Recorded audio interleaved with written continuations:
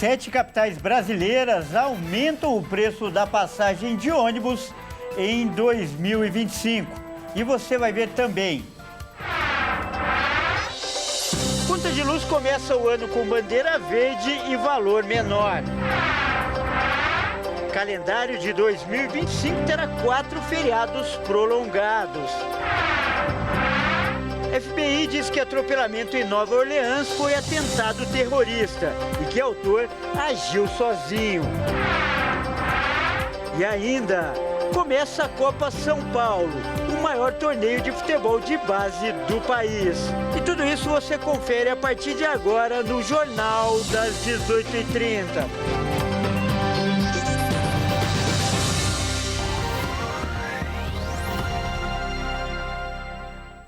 Olá, seja muito bem-vindo. Nós estamos ao vivo, agora são 18 horas e 37 minutos pelo horário de Brasília. Eu sou o Kleber Werneck e a partir de agora você confere comigo as principais notícias desta quinta-feira, o primeiro dia útil de 2025. E olha só, o ano começa com a passagem de ônibus mais cara em algumas cidades brasileiras. 7 capitais anunciaram o aumento no preço, entre elas o Rio de Janeiro. Vamos ver agora os detalhes na reportagem do Anderson Nascimento. Após tomar posse na Câmara dos Vereadores, o prefeito reeleito Eduardo Paes informou que a tarifa de ônibus do município do Rio de Janeiro terá um aumento de 40 centavos neste início do ano, passando para o valor de R$ 4,70, um aumento de 9,3%. Segundo Paes, a nova tarifa será detalhada no Diário Oficial nesta quinta-feira e entrará em vigor no domingo. O último reajuste havia ocorrido no início de 2023 e desde então o IPCA acumulado no período ficou em 9,7%. Com o anúncio, o Rio se torna a 6ª capital a confirmar o aumento no preço das passagens nos primeiros dias de 2025. São Paulo, Florianópolis, Belo Horizonte e Recife compõem o resto da lista, além da cidade de Natal, que o reajuste entrou em vigor ainda em 2024, no dia 29 de dezembro. Entre elas, Florianópolis foi a que registrou o maior aumento, chegando a R$ 5,75, mais de 15%. A cidade agora só perde para Curitiba no custo da passagem. Além das capitais, outras cidades grandes no sul e sudeste do país também anunciaram aumentos. Olha, e a 7ª capital que anunciou o aumento nesta quinta-feira foi Salvador. Na capital baiana, o aumento é de 40 centavos. E com isso, a tarifa passa de R$ 5,20 para R$ 5,60, uma alta de 7,69%. E 2025 também começa com uma boa notícia para o bolso dos brasileiros, para balancear um pouco agora essa aí que a gente viu. Isso porque a conta de luz começa o ano mais barata. Em janeiro, haverá um desconto de até R$ 49. Isso porque será acionada a bandeira tarifária verde. Uma boa notícia para começar o ano. Mais de 78 milhões de consumidores vão receber um desconto na tarifa de energia elétrica em janeiro. O bônus Itaipu diminui os valores com base na quantidade de energia consumida em cada residência em 2023. O alívio na conta pode chegar a R$ 49. Os consumidores receberão desconto pelos meses que consumiram até 350 kWh.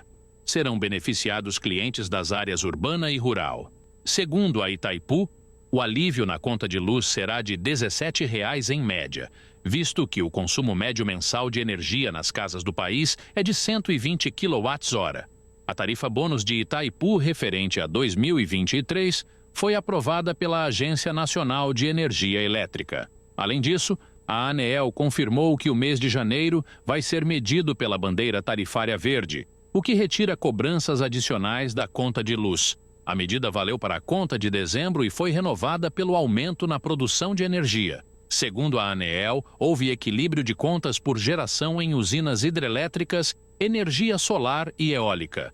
O aumento de chuvas também foi apontado como fator para a bandeira tarifária. E muita gente começa 2025 preocupada com as contas. E para ajudar você aí que nos assiste a organizar o seu orçamento nesse ano novo, nós vamos conversar agora com um especialista. O nosso convidado é o economista Gilberto Braga. Boa noite, Gilberto. Seja muito bem-vindo. É um grande prazer recebê-lo no nosso jornal e em tempo feliz ano novo para você. Boa noite, Kleber, e a todos os seus telespectadores. É um prazer poder contribuir. E, Gilberto, a gente acabou de ver aí uma boa notícia, né? Que a conta de luz deve ser mais barata, mas, por outro lado, uma notícia não tão boa para o bolso das pessoas que nos assistem, que é o aumento no preço das passagens de ônibus. E o que o consumidor deve esperar para 2025? Será um ano mais difícil ou mais confortável na comparação com 2024? Olha, Kleber, vai ser um ano difícil e com boas e más notícias, né? Eu acho que a grande notícia boa é que o desemprego está caindo e deve se manter em patamares relativamente baixos ao longo de 2025. Nós, economistas, a gente classifica que essa taxa ao redor de 6% de desempregados é praticamente o pleno emprego, ou seja, quando você tem um equilíbrio entre demanda e oferta de mão de obra, e isso representa aumento de renda, aumento de ganho, de capacidade de consumo de gastos das famílias. Por outro lado, nós temos uma inflação resiliente, que deve fechar esse ano de 2024, nós acabamos de progredir ao redor de 5%, e vai se manter ao longo desse 2025 também um pouco abaixo de 5%, o que é acima do teto da meta do IPCA, definido pelo próprio governo, que seria de 4,5%. Então, essa notícia é ruim. Os preços vão continuar subindo ao longo de 2025.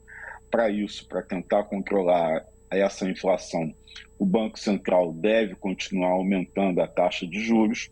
A taxa básica, a conhecida Selic, hoje ela é de 11,75% e poderá beirar os 15% até o final desse ano de 2025. E o PIB, que no ano passado, no ano de 24, fechou aí, deve fechar ao redor de 3,5%, deve cair para 2% ao longo de 2025. Portanto, temos ainda uma pressão de câmbio que deve se manter ao longo desse ano rondando os R$6. Então, a notícia boa é a queda do desemprego. E as outras notícias é de que a economia vai continuar com pressão de inflação e mais ou menos do jeito que acabou 2024, Kleber. Olha, você citou aí alguns indicadores importantes, né? A inflação e também, né, a questão econômica, a taxa Selic, a taxa de juros. Mas eu queria que você comentasse mais dois pontos também da economia nacional. O dólar, a sua projeção para o dólar e a relação entre o governo e o mercado financeiro, que vem sendo aí bastante turbulenta nos últimos meses. Qual a previsão que você faz para essas duas outras questões? Olha, eu acho que no governo nós temos dois discursos antagônicos, um da equipe econômica, do Ministério da Fazenda e do Planejamento, que seguem a cartilha do equilíbrio fiscal, defende o cumprimento do orçamento, a redução de gastos, e que, de alguma maneira, politicamente, o presidente da República ele concordou, tanto que o Executivo, portanto, o governo, encaminhou um projeto que no apagar das luzes de 2024 foi aprovado, contendo várias contenções e despesas e ajustes para uma economia de ao redor de 70 bilhões de reais para tentar cumprir a meta do famoso arcabouço fiscal. Por outro lado, o próprio presidente da República, pessoalmente, ele, apesar de dar declarações políticas no sentido de que apoia a equipe econômica, ele também, sobretudo quando fala de improviso, dá várias declarações contrárias ao corte de gastos, no sentido de que é preciso investir, é preciso gastar, que gastos com educação, com saúde não são despesas, são investimentos. Então, de alguma maneira, ele acredita que é necessário e até tolera o descumprimento das metas orçamentárias em prol da sua governabilidade, da sua capacidade de gastar. É exatamente esta dicotomia, esta dúvida que hoje alimenta o mercado financeiro, que isso é combustão para a especulação no chamado mercado financeiro, e não existe propriamente uma oposição entre o governo e o mercado financeiro. Quem tenta colocar desta maneira é o próprio presidente Luiz Inácio Lula da Silva. O mercado financeiro ele vive de especulação, de expectativa, para falar numa expressão um pouco menos pejorativa, e ele, de alguma maneira, fica lendo de lupa o noticiário para buscar as notícias. Hoje, parte do dólar, que é a segunda parte da sua indagação, tem muito a ver com essa incerteza, e também a política americana, com um novo mandato do presidente Donald Trump, que assume no dia 20 de janeiro, e que também tem ideias econômicas que são inflacionárias por lá, o que deve manter a taxa de juros americana entre 5 e 5,25 e, portanto, em patamares elevados, atraindo dólares do mundo inteiro para os títulos públicos americanos numa economia de baixo risco, que é considerada muito segura. Por isso, a projeção para o dólar é de que ele vai se manter rondando esse número cabalístico de R$6. Hoje está um pouco acima disso, mas até o final do ano ele deve se situar em torno de 6 ou um pouco abaixo de 6, entre 5,90 e R$6 para cada $1, Kleber. Tá certo, então nós acabamos de conversar com o economista Gilberto Braga. Gilberto, muito obrigado por essa análise tão técnica, né? E acima de tudo, um alerta aí muito realista. Muito obrigado pela sua participação, foi um prazer conversar com você. Eu que agradeço e renovo os votos de feliz ano novo para todos. Muito obrigado. E olha só, o governo federal também divulgou os feriados nacionais de 2025 e com 4 datas com possíveis emendas. Vamos conferir quais são. O governo federal publicou a lista oficial dos feriados de 2025 e traz boas oportunidades para quem planeja descansar. O calendário nacional conta com 4 feriados que podem ser emendados. O primeiro feriado é a Páscoa, em uma sexta-feira, dia 18 de abril. Seguida pelo dia de Tiradentes, na segunda-feira, dia 21 do mesmo mês, o que vai permitir até 4 dias consecutivos de folga. Os outros 3 feriados são o Dia do Trabalhador, o Dia da Consciência Negra e o Natal, e todos vão cair nas quintas-feiras. Com a decisão das empresas, esses feriados podem ser emendados com a sexta-feira e o final de semana. Em comparação com 2024, que teve 13 feriados, com somente 2 prolongados, sendo os únicos considerados pontos facultativos nacionais, 2025 vai oferecer mais opções de folga para os trabalhadores. E olha só, o alistamento militar voluntário feminino está aberto em 28 municípios do país. E 3 são do Mato Grosso do Sul, de onde o repórter Wellington Pael traz agora mais informações. O processo de alistamento militar voluntário feminino vai até o dia 30 de junho deste ano. São 1.465 vagas destinadas às mulheres que completam 18 anos este ano. As interessadas em ingressar nas Forças Armadas devem ficar atentas às regras de recrutamento, que é dividido em etapas. A primeira fase é o alistamento, que pode ser feito tanto online quanto presencial em uma junta de serviço militar de Brasília, no Distrito Federal, ou em um dos 27 municípios de 3 estados contemplados no Plano Geral de Convocação. Aqui em Mato Grosso do Sul, por exemplo, são 3 cidades, sendo a capital Campo Grande, além de Corumbá e Ladário, que ficam no Pantanal. As interessadas no alistamento podem escolher a força que desejam ingressar, mas lembrando que será levado também em conta a disponibilidade de vagas, a aptidão da candidata e especificidade exigida pelo Exército, Marinha e Aeronáutica. A seleção de candidatas também passa por resultados de testes físicos e inspeções de saúde. Já a incorporação delas nas forças será no primeiro e segundo semestre do ano que vem.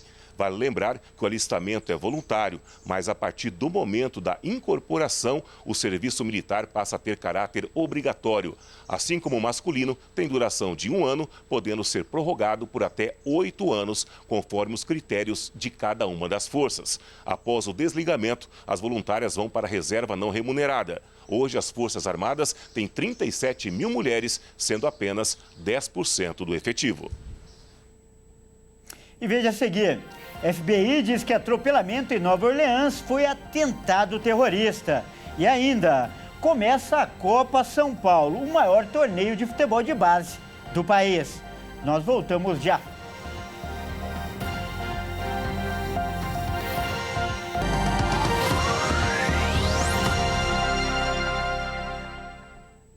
Mais uma vez, seja muito bem-vindo. Nós estamos de volta e ao vivo. São 18 horas e 53 minutos pelo horário de Brasília. E olha só, o atentado, que aconteceu em Nova Orleans e deixou 30 feridos foi um ato terrorista. É bom lembrar que 15 pessoas também morreram e essa foi a conclusão de um porta-voz do FBI. Vamos ver aí na reportagem. As informações sobre o caso foram atualizadas na tarde de hoje. O FBI teve mais tempo para constituir o cenário com mais fidelidade e algumas conclusões foram tomadas. O terrorista agiu sozinho e não teve ajuda de ninguém. Ainda segundo a polícia americana, o criminoso se inspirou no Estado Islâmico. O motorista furou o bloqueio posicionado ao redor da rua e jogou o veículo em alta velocidade contra a multidão. No momento do ataque, as pessoas comemoravam a passagem de ano. O atropelamento ocorreu por volta das 3h15 da madrugada. Após atropelar as vítimas, o homem saiu do veículo e começou a atirar contra as pessoas. Houve até troca de tiros com a polícia. 2 policiais foram feridos, mas estão estáveis. E o autor do crime foi abatido. Bom, agora é hora da gente falar de esportes aqui no Jornal das 18h30. E quem traz as informações é o Pedro Veraldi. Boa noite, Pedro. Seja muito bem-vindo. Hoje começou, a temporada no futebol brasileiro oficialmente, não é, Pedro? Isso mesmo, Kleber. Boa noite a você, boa noite a todos que nos assistem. Hoje começou a Copa São Paulo de Futebol Júnior e 3 times da Série A estrearam. O Mirassol abriu o torneio para os times que estão na primeira divisão e venceu o Rio Branco do Espírito Santo por 2-1.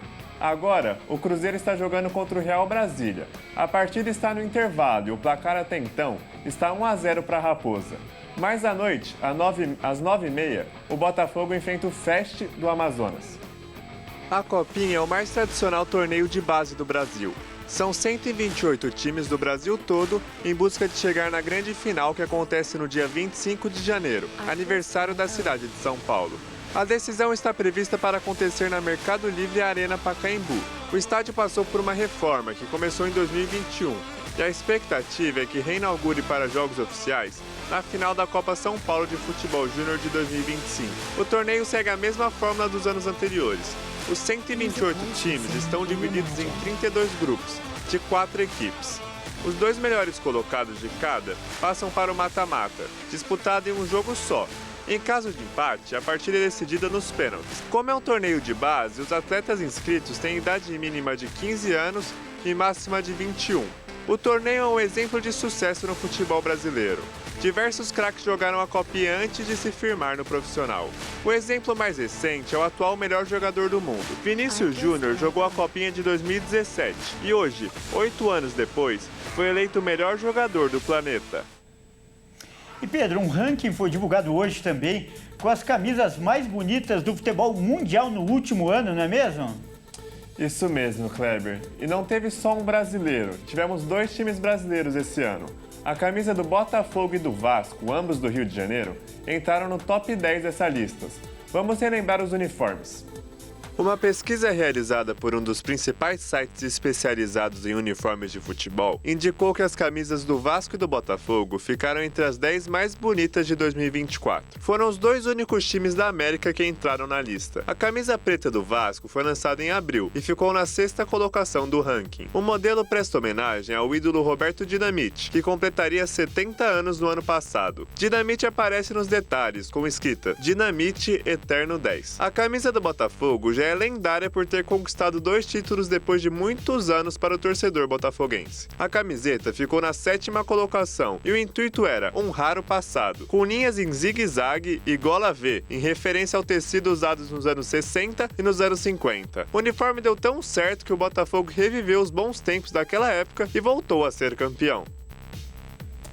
Bom, Kleber, por hoje é só. Uma boa noite para você e para todos que nos assistem. Até mais. Muito obrigado, Pedro. Até mais. Bom, isso aí, o Jornal das 18h30 fica por aqui. Eu agradeço demais a sua companhia. Ótima noite e até mais.